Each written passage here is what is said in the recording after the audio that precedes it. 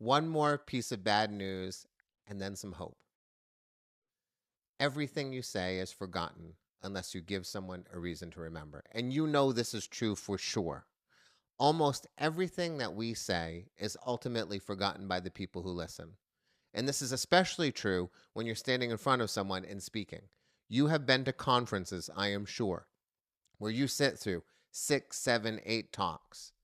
You finish the conference, you stop in the restroom on the way to your car, and by the time you pull into the driveway, almost everything that was said throughout the entire day has now been forgotten.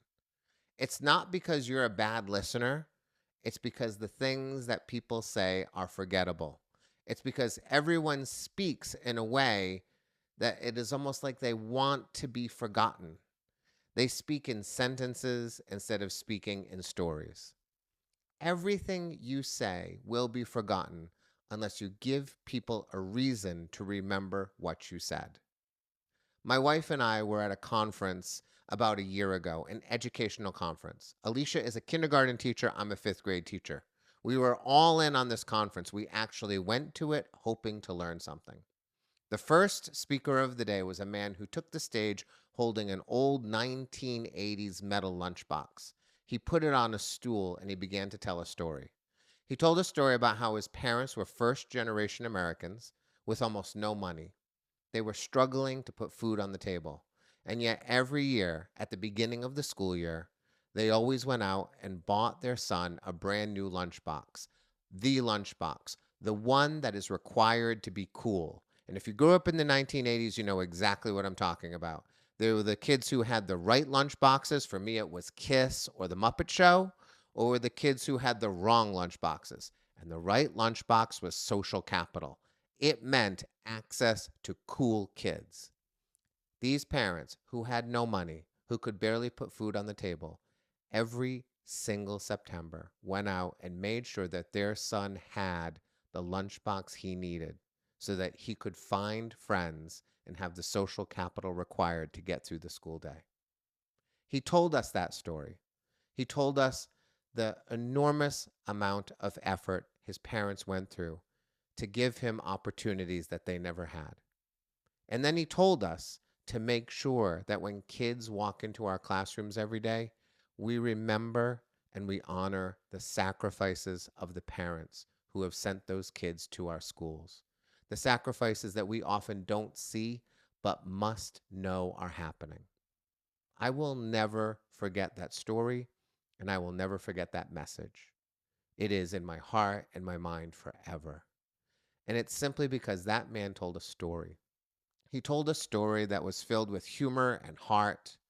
He showed us a lunchbox. He spoke about his parents. He made me believe in everything he said. And because he told me a story, I can remember it today. The last speaker of the day, sort of the keynote speaker of the day, took the stage and did a fantastic job. He spoke in perfectly constructed sentences. He delivered those sentences brilliantly. He was eloquent. He was stylish. He was perfect. After the conference was over, I immediately turned to Alicia and said, "What'd you think?" Now, in addition to being a kindergarten teacher, Alicia is also the producer of our show and the MC of our show. And so she said, "Well, that first speaker, I'm never going to get his story." And I agreed. It was a story and it touched her heart too. And then I said, "What'd you think about the last speaker?" And she said, "He was great." And I said, "Yeah, he was." "What did he say?" Now, it was like 2 minutes after he had finished speaking. And I turned to a woman who is an educator and someone who is invested in public speaking and storytelling. And I said, "What did he say?" And she said, "Huh, I don't really know." She said he was talking about educational disparity. I said, "Yeah, you already forgot it, didn't you?" And she said, "I did." I had forgotten it too. Why? He didn't tell a story. He assembled lovely sentences in a perfect order, and he spoke them perfectly, and they were all forgotten. Because if you don't land images in someone's mind, if you don't land a story in someone's heart, If you don't touch them emotionally while you're speaking, you will be forgotten. You will be forgotten 2 minutes after you're done speaking by two people who are invested fully in what you're doing and how you're doing it. That is exactly what happened at that educational conference. And that's exactly what happens every single day in business.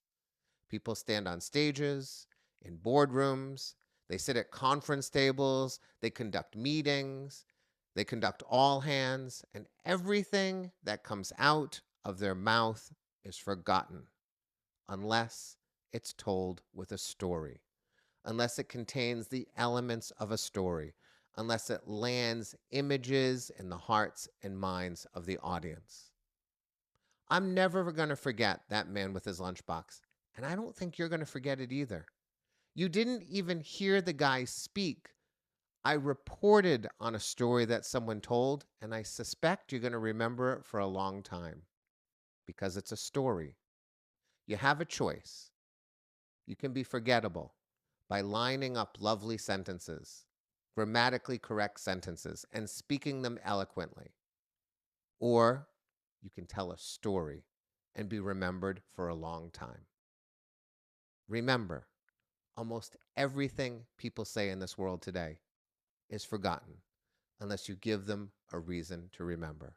Storytelling will give them a reason to remember.